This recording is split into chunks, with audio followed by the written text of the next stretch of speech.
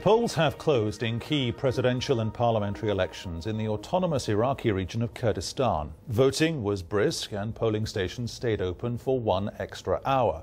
Queues began forming before the polling stations opened. The governing coalition of the two big parties, that's the KDP and the PUK, being challenged by the reformists.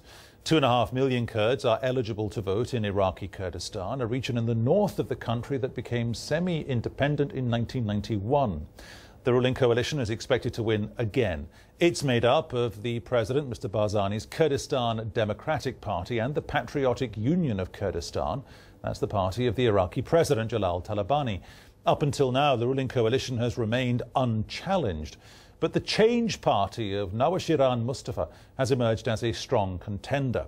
Top of the agenda for the new government, relations with the central government in Baghdad. Iraqi Kurdistan must secure a deal with Baghdad over oil exports. Another issue for Kurds, concerns about the level of government corruption. Let's take you live to the heart of the story. We're going to talk now to JIyar Gol. JIyar's in Sulaimani as well. JIyar, the turnout, we understand, was particularly heavy in the poorer areas of Kurdistan. Will that favour the reformers or those people who've been in power since '91? Almost an hour ago, the polling station were closed. It was extended for an hour. Right now, the city is very quiet because there was a curfew on cars and people slowly they are coming out. But overall, so far, what we have heard from officials and people on the ground, everything has been running smoothly. How long, JIyar, until we get a full and final result? Local officials are counting the ballots.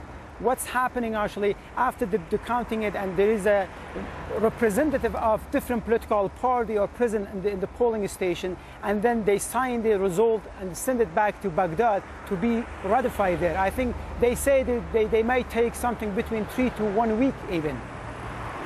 JIyar, thanks very much. And you can follow that story, of course, on the website bbc.com/news. Now to those forest fires.